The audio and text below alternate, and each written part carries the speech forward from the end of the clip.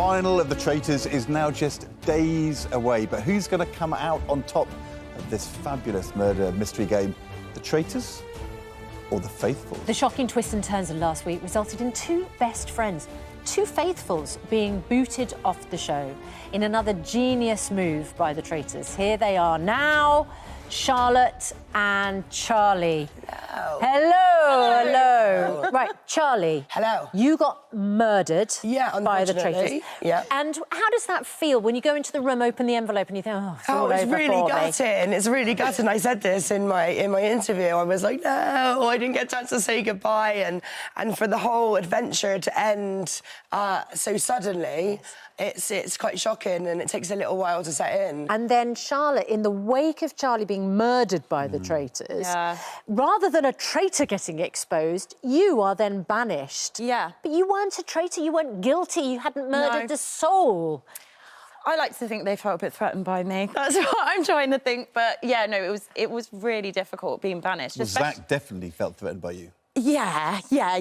Me and Zach, I think, were threatened by each other because he's so brilliant and we kept saying he was having conspiracy theories, but actually sometimes he was bang on the money, wasn't he? He was on it, yeah. We were like, God, no, it's not that. And then it was that. But, yeah, definitely. It's really difficult being there, and it's very difficult being banished because you can't help but want to take it personally. Yes. So you have to keep telling yourself, and that's when I stood up, I was like, this is a game, wish them luck. Like, come on, and so for me, I ended up leaving quite happy in the end, didn't I?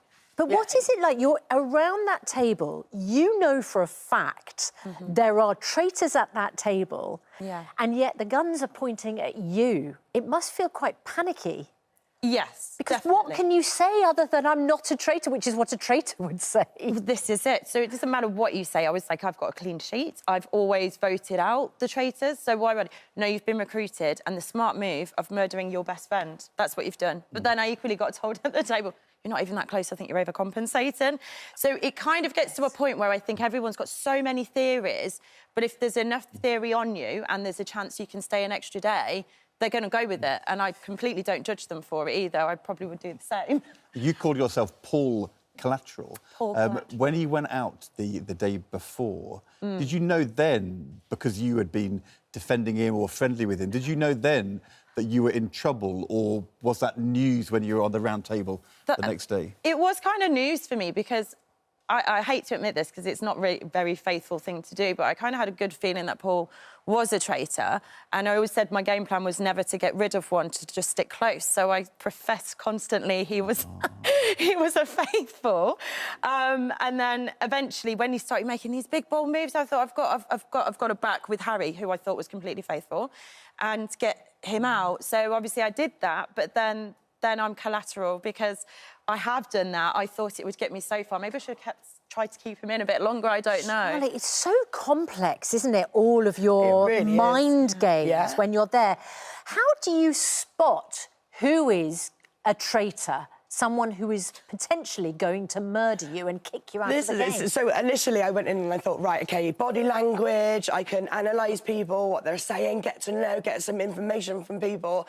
And then when you're there, everybody looks nervous, everybody is on edge, and you get into it. And also you become really close with these people because you're in this immersive experience all together.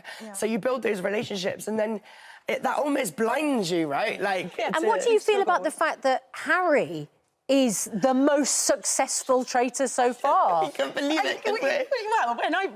Well, when we first found out, I literally just went, I'm going to kill him, which is awful. And then I was like, oh, but I'm a bit proud of him at the same time. I couldn't decide which one I was. And then the next thing was, Diane's going to kill him. Because she was like, and she did not know. When you find out, you're replaying bits in your mind, trying to piece it all together and have something that makes sense. The thing which is so brilliant for the audience is we know more than you. Yeah. So we're watching it thinking, no, I know. Don't be an idiot, what are you doing? But of course, when you're in there, you don't know what we know. No. Do you feel like, does your mind become, do you become paranoid? Is it possible to think straight when there's all this uncertainty? No, and the thing is, there's so many conversations, and you've probably seen actually from it that sometimes you get words a bit muddled up because you're listening to so many all day. And in actual fact, I think I kind of accidentally brought Paul down with something that wasn't quite actually fully accurate. So The journey in the car. Yeah, the journey in the car, and I was like, oh, OK, I remember that wrong. Oops, like... But then I thought, wow, he's out, so... But it helped us. It helped us in every it was way. inadvertently... You knew what you were doing, really. And finally, what is it, now you're out, you went in with no public profile, you come out of this huge show, what is the reaction in the street? I mean, Bristol has just come alive. You know, I'm walking down the street and this is for Bristol as I'm walking down the street. Yeah, and honestly, we were talking about this, weren't we? The support that we have had is absolutely incredible. Everyone has been so lovely and everyone's talking about it. Yeah. And that makes us really excited because it makes us proud of something, being part of something that was so incredible. Yeah, it's huge, isn't it? Well, congratulations for just being part of it and for playing the game so well. And I'm sorry. And who's going to win it? Do you know? Oh, I have no idea who's going to win. I'm torn know. between I want Ross to avenge Diane or Harry's played so well. Does he deserve it the most? Prediction, who's going to win?